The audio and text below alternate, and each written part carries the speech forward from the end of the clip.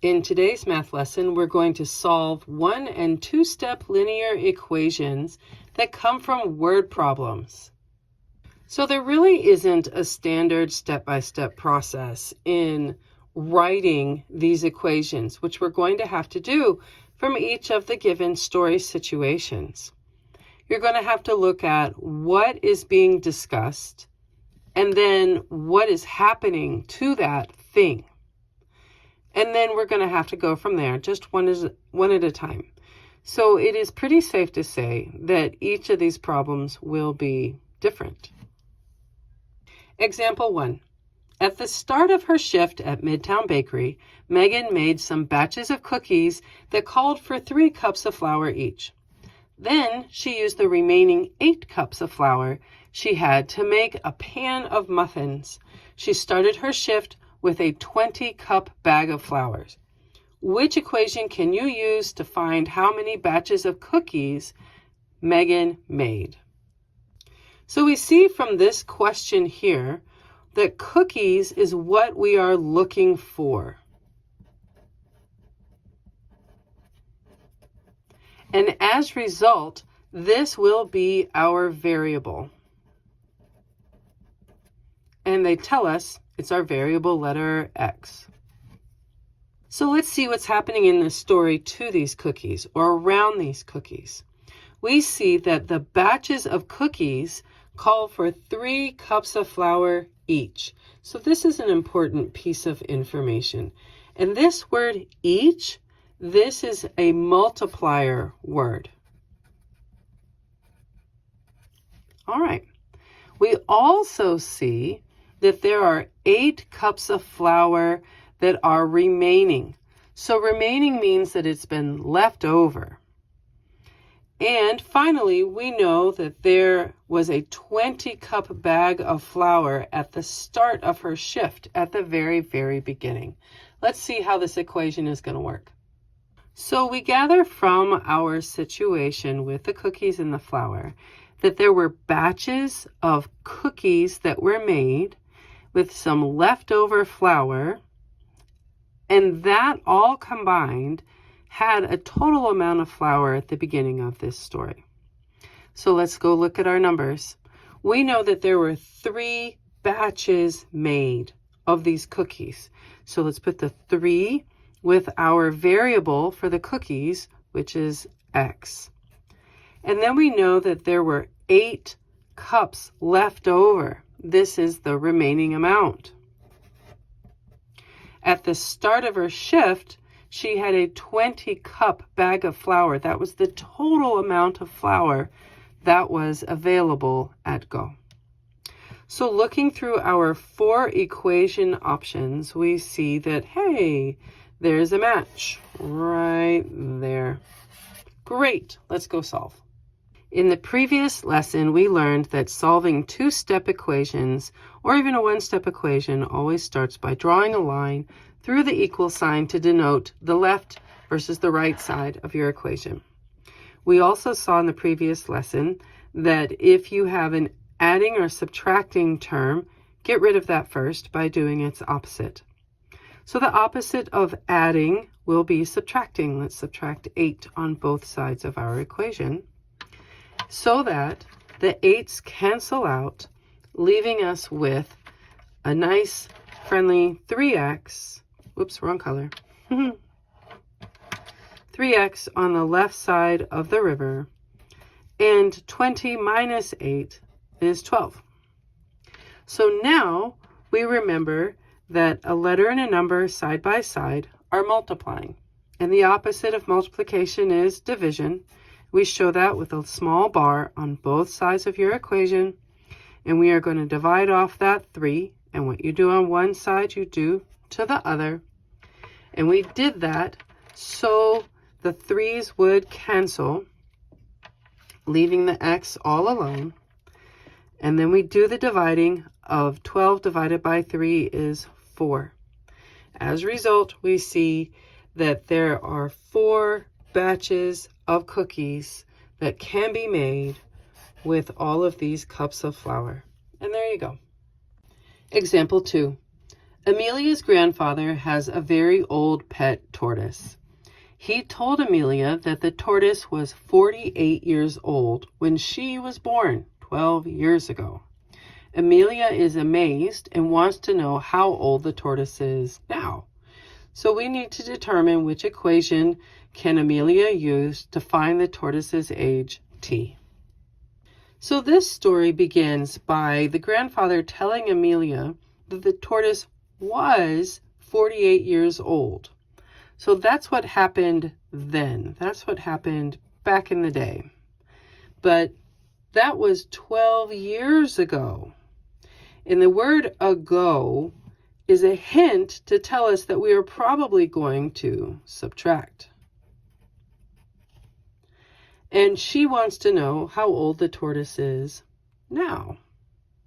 So our equation is going to be the tortoise's age back then versus the tortoise's age now minus the 12. And it's minus the 12 because we were told with this word ago. So this is back then. All right. So let's put in our numbers. So back then, the tortoise was 48 years old. And now we are trying to determine how old the tortoise is. So that's our unknown. That's t minus 12, this in the past when she was 12. When she was born 12 years ago. Oof, words. So this looks very much like which one of our four options? Oh, the very first one.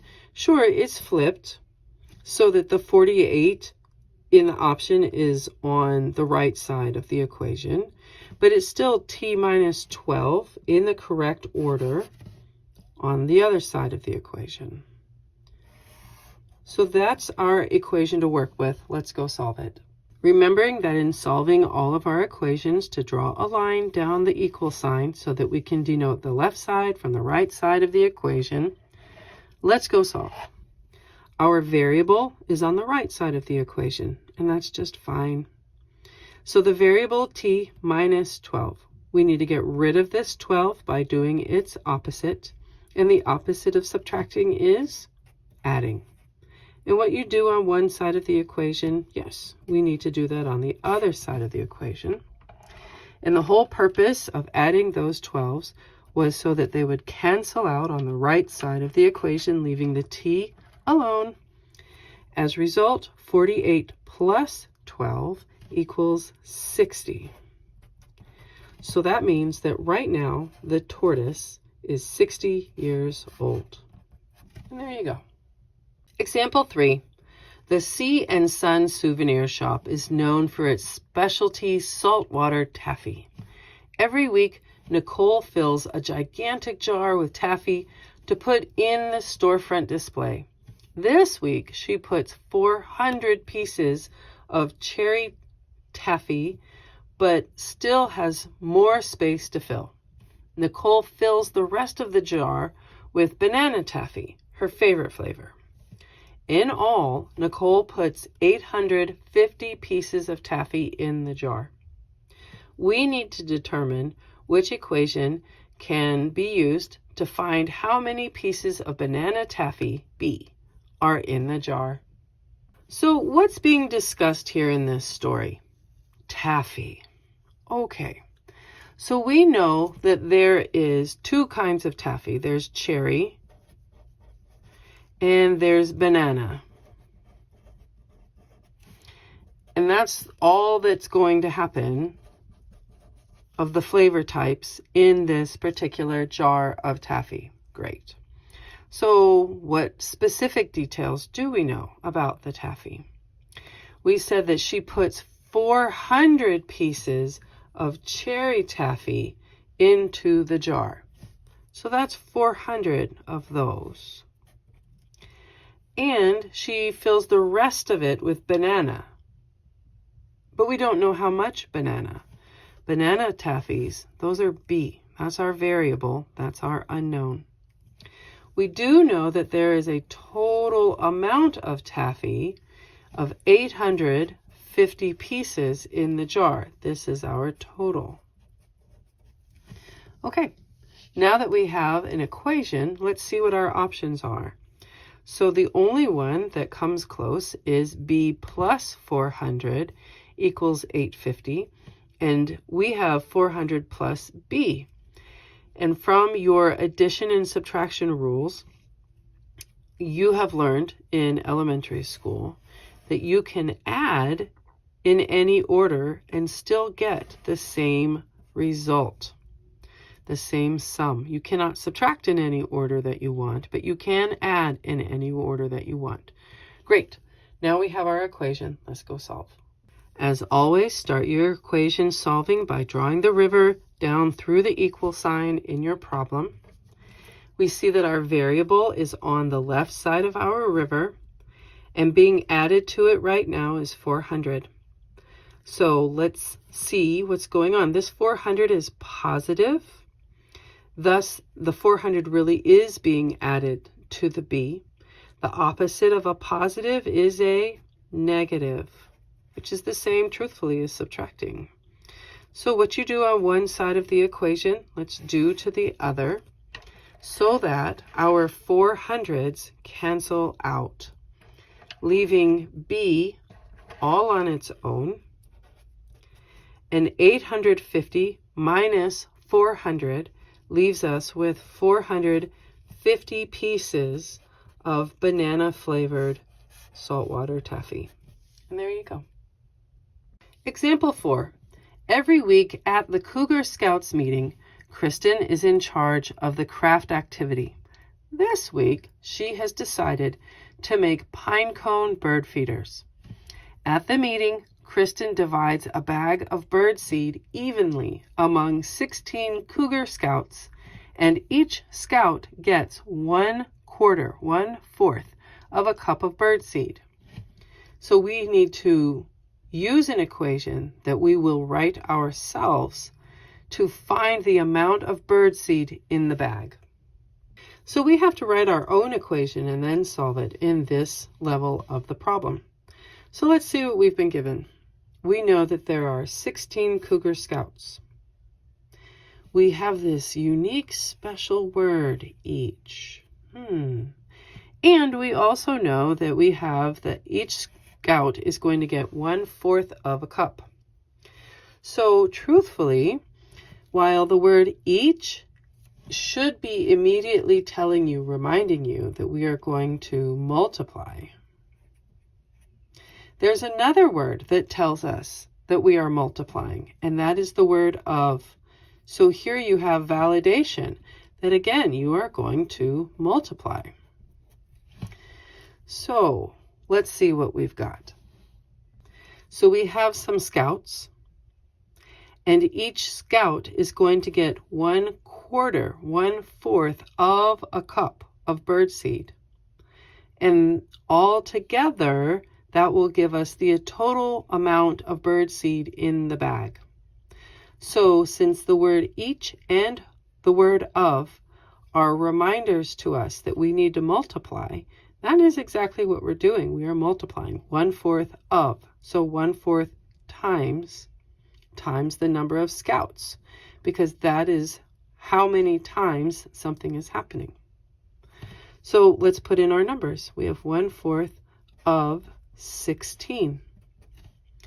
And we see that that makes for us a very exciting 4 cups of birdseed in the original bag of birdseed. Our 5th and final example. Keith and his friends are heading to the Thunder Beach Water Park. They plan to purchase the group package, which costs $78 for 6 people. That's $3 less per person than the normal cost for an individual. What is the normal cost for an individual? I see 2 separate actions happening in this problem. Let's see if you can see the same things that I do. The first thing that I see happening is that there's a total cost for everybody to get into the water park in relationship to the number of people who all went to the water park. But that makes a discounted price. So for us, we see the total cost is right there, $78. for 6 people. All right, so we can already begin tackling this situation. So the total cost was $78. That happened for 6 people, which means that each person had to pay $13 to get into the water park. That's the first thing that I see. The second thing that I see is that there is a discount price. And this discount price happens with a $3 less than the normal price. So let's see if we can figure that out. So a discount comes from the normal price minus some amount. Okay.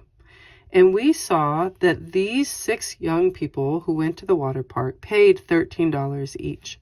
That was the actual discounted price. We don't know the normal price, but I know that it was $3 less. So minus 3. So 13 equals x minus 3. Now, this is a really friendly, easy problem to go ahead and solve. So as we always do, draw the line down through your equal sign, and let's go solve for the normal price, x. So right now, x minus 3 is what we have on the right side of our equation. So let's get rid of the 3 by doing its opposite, which will be adding. And what you do on one side of the equation, you do to the other. And the whole purpose of doing that was to make these 3's cancel out. And we are left with, as a result, the normal price of a ticket at this particular water park being the sum of 13 and 3, which is 16. So for one person to get into the water park at normal price, we would have seen them having to have paid $16 each. And there you go.